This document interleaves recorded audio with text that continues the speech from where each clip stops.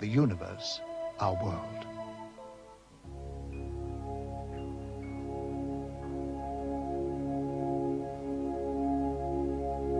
Energy is the lifeblood of civilized society, but it's also a tool that has to be controlled. They are flying on what we call free energy. They take it out of cosmos and fly on it. And you could do the same with your boat, your car, your machinery. Everything on Earth could be completely free. Do you think that the oil companies and the coal companies and the atomic and so on and so forth would accept it? Never. Despite our problems, we have gained a new conception of cosmic energy. Perhaps all the technologies which are being put together at this moment in time are catching up on our alien friends, which I very, very much doubt. But I'm sure that is the reason this technology is being put together. You've got to realise that things are not always as they seem. And once we can get out of this thinking, out of this box we're in, that there is something more than what we are being taught, what we have learnt. There are things outside the scope of this. Then I think you'll begin to see the potential for people from out there visiting us. And not just now, not newly visiting us, but have been visiting us for hundreds of years. Our presence within your solar system is to observe the evolutionary progress and environmental changes occurring not only to your planet, but to its people. Using a special observational technique enables us to foresee potential difficulties which may arise, and if necessary, give you advice on the course of action you need to overcome it. To achieve these aims, we employ the use of many types of monitoring equipment, each with the responsibility for a different area of scientific investigation. Our use of telemeter discs of all sizes as remote-controlled sophisticated recording and analyzing vehicles is one of the many types of drones. We observe every aspect of your world and its inhabitants, from the environmental changes and pollution levels to the microbiological disease potential of mankind. Our techniques also enable us to record and analyze thought patterns, and therefore anticipate man's course of action before it is taken.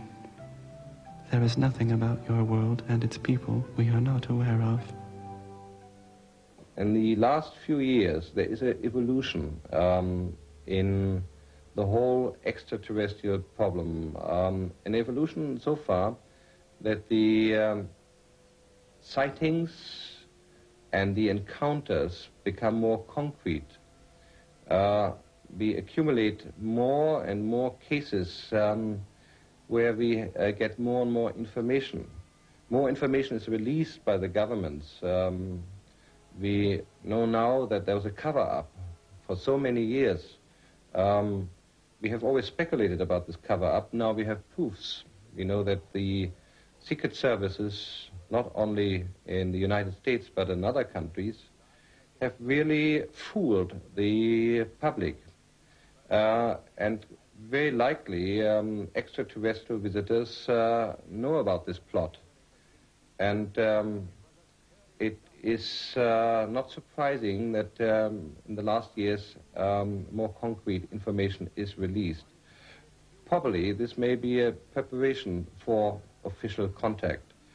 Perhaps it's in the interest of extraterrestrials to establish contact because humankind is in a very difficult position. This does not imply that we must depend on extraterrestrials to save our planets. We have to do it ourselves. But nevertheless, we are in a phase where we possibly take the next evolutionary step, a step that is so important because it will decide whether we will survive or simply vanish. A circular, shiny object passes in flight.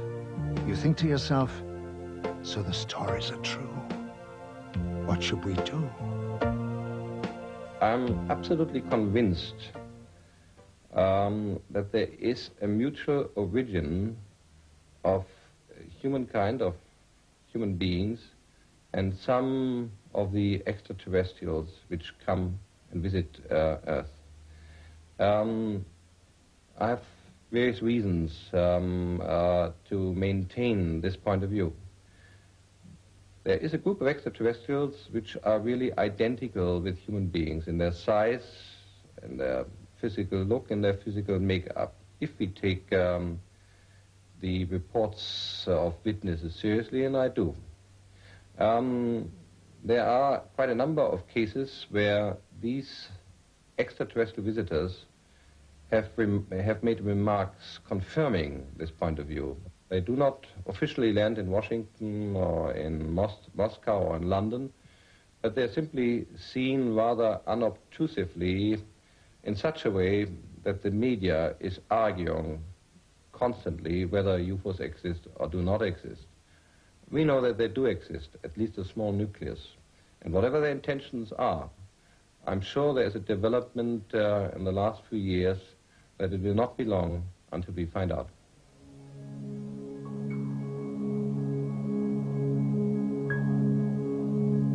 Are the spaceships announcing their presence by leaving their footprints in the cornfields? If so, how? The cornfields of England, home of the amazing phenomenon known as pictograms. In 1990, 1,200 complex symbols appeared in southern England. Some showed a remarkable resemblance to carvings found on ancient monuments. One opinion is that they are a message from spacecraft. Another is that it is energy coming from the ground, reacting with energy from space. All agree it is intelligently created and possibly connected to the nearby stone megaliths. The pyramids, one of the 8 wonders of the world, are monuments to a forgotten civilization. But how did they achieve such feats of engineering? And why are there identical structures on Mars? It is said that the pyramids were built by another civilization for the purpose of containing energy devices to exchange cosmic energy. The pyramids acted as a focusing device to focus energy on the planet at the zenith, which is in exact alignment with the Pleiades.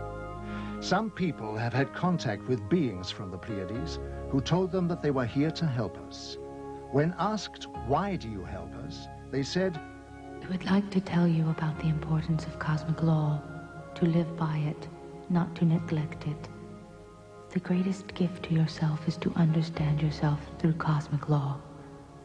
In our world, we give our children this understanding so that they will have a richer life.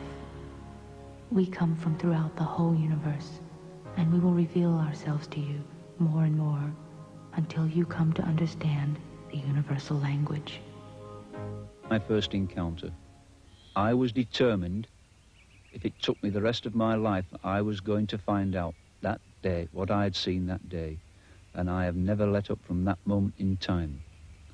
And it has been worth every minute and all the money I've spent on it, because now I'm a far wiser person than I was when I started. I know things now which I would have never known had I not got involved in this thing. That there is a far higher force out there operating than we could ever conceive. And that they're here amongst us. They come and go as they wish. They are watching us, guiding us, and directing the direction we go in. Of that there is no doubt.